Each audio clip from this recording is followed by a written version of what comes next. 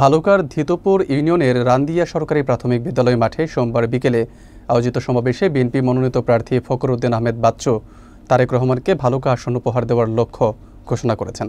স্থানীয় ও জেলা নেতৃবৃন্দ সমাবেশে উপস্থিত ছিলেন। বিস্তারিত থাকছে সাইফুল ইসলামের প্রতিবেদনে।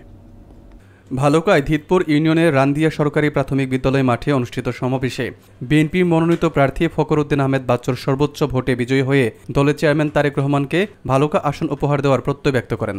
সোমবার বিকেলে আয়োজিত সমাবেশ ও লিফলেট বিতরণ অনুষ্ঠানে উপস্থিত ছিলেন ময়মনসিংহ দক্ষিণ জেলা ও উপজেলা বিএনপির সিনিয়র যুগ্ম আহ্বায়ক রুহুল আমিন মাসুদ, পৌর বিএনপির সিনিয়র যুগ্ম আহ্বায়ক শামসুদ্দিন আহমেদ, আহসানুল্লাহ খান রুবেল, উপজেলা বিএনপির যুগ্ম আহ্বায়ক গুলজার হোসেন, সাখাওয়াত হোসেন পাঠান, আব্দুল্লাহ আল মামুন খালেক পাঠান, পৌর বিএনপির যুগ্ম আহ্বায়ক এম এ খালেক ফারুক হোসেন ও সাইদুর রহমান প্রমুখ।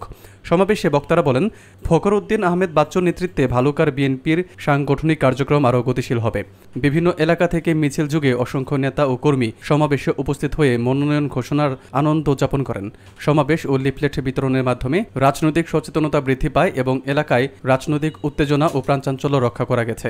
এই কার্যক্রম বিএনপির প্রতি মানুষের আস্থা ও সমর্থন দৃঢ় করতে গুরুত্বপূর্ণ ভূমিকা রাখছে।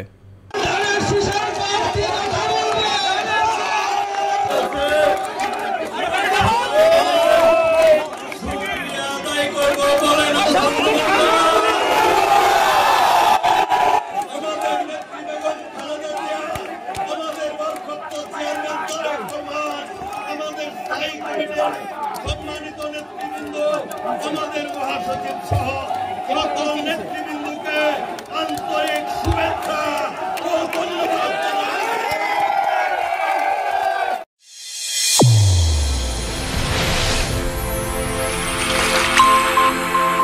চ্যানেল A1 হৃদয়ের স্পন্দন।